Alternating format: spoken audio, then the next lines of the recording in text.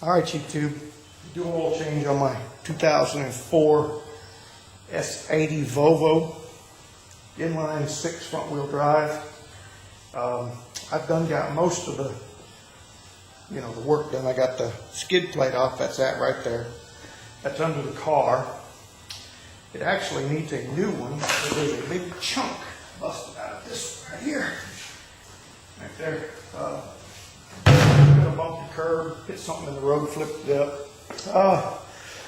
I don't take my car to any of the fast food oil change places. You pull in there, they take your drain plug out, they count to 5, shove the damn thing back in. Takes 30 minutes to drain the oil out of that car. Takes 30 minutes to drain the oil out of any car.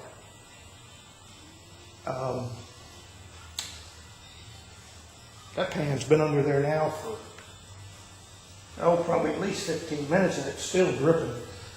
So there's still oil in it.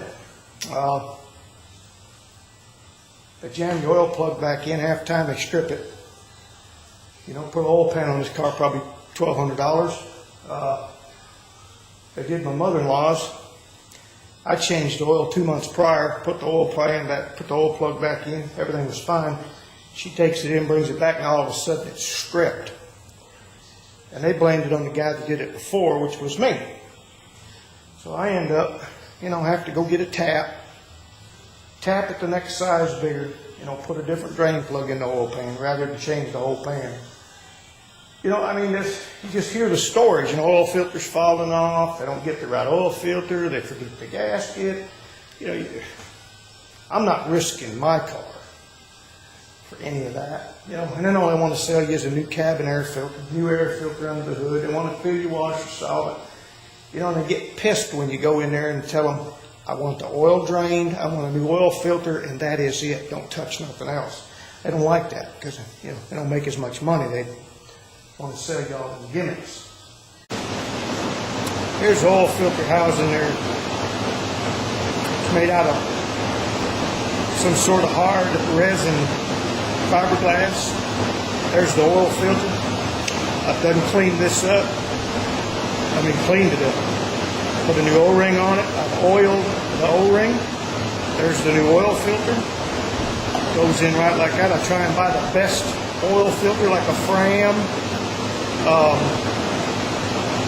There's not very many paper filter manufacturers on the planet, but you get what you pay for. If you take them out of the box, you can tell the paper material will be a lot less dense. It'll almost be like folded up cardboard, where this is, looks like a better material. And then I will fill this up 3/4 of the way with oil, so that'll make a mess. You don't get that done at the other places. And while you got your drain plug out, most of these drain plugs in these cars are magnetic. If you can, replace this copper gasket. If there is any damage on that gasket at all, if it's warped, bent, got any nicks in it, it'll cause it to leak oil. Make sure the threads aren't screwed up in any way. Okay, make sure when you put this thing back in, you put it in by hand. Do not put it on an impact, a air wrench of any kind. You put this in by hand, you tighten it by hand. You really want to get technical, get the book out and find out what the torque specs on that thing are supposed to be. Torque it down. But never impact that thing in there. That's bad. Definitely bad. Everything else is okay. I have been having problems when you let off the gas and step on the gas. It wants to kind of wander left and right. And that's why I have it jacked up with the tires off, because I really figured, see that one there? Wait, hold on. Alright, YouTube, I was inspecting and found bad lower control arm bushing. See them torn? They ain't supposed to be torn. The one in the back is bad. See it? And there's junk too.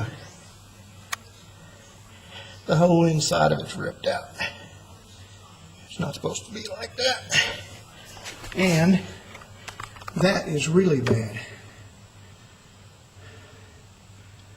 So I need 2 lower control arms. Everything else seems to be okay. It does need a set of front brake shoes. I have started it up and checked it. My tires rub. I've got tires that are too big. I have started it up and checked for oil leaks. I'm in the safe zone, but I'm going to leave it there until I get it down off the jack stands on. Okay, got the oil changed, got the car tires inflated, everything checked out, all hose is good, air filter's clean, washer solvent's filled. We know I need 2 lower control arms because of the bushings. This is the oil I use.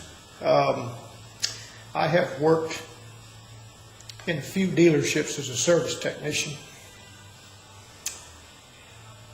My opinion, this is the best oil you can get.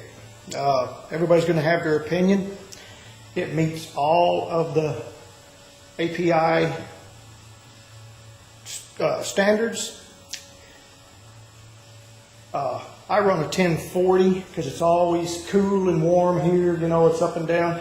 If you live in a area where it gets, you know, below freezing, you might want to run a 530, especially if you got a newer vehicle that's got a lot tighter tolerances. They recommend a 530. In the summer, you can run a 540 or a 1040. I also add a quart of Lucas. You know, this car has 125,000 miles on it.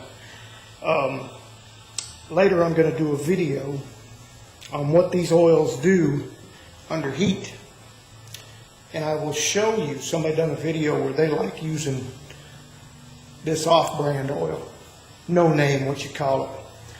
And I'll tell you what the no name is. It's when they're putting oil like this together and it gets tested and tested and tested and it doesn't meet these API standards, they sell it off as what they call a bulk oil.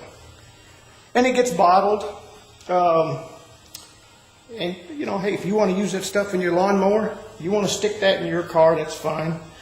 But when the engine fails or it sludges up so bad that the oil can't pick anything up because it's like, you know, 4 inches of sludge in the bottom of your oil pan because there's just no anti-sludging technology in that oil.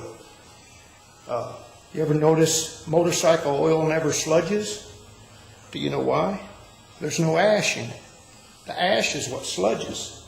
If you want to clean your engine out, change the oil, dump the oil filter out, put your old oil filter back on, fill it up with transmission fluid. Don't drive it. Just start it and let it idle for about 30 minutes. It will, transmission fluid is a detergent oil and it cleans everything out. That's why transmissions are spotless on the inside other than you get clutch fragments in the bottom of the pan. You could probably run a motorcycle oil in your car if you wanted to pay $4 or $5 a quart for it. It's ashless, won't sludge. But I'll do a video and show you the differences in say, a bulk oil. I'll go buy it. I won't show you the name on the quart. And I'll buy a quart of this Castro or something else, other name brand, and I will heat it up and show you what it does. And that's what sold me on this oil. But okay, if anybody's got any questions, you know how to message me. Thanks a lot for watching.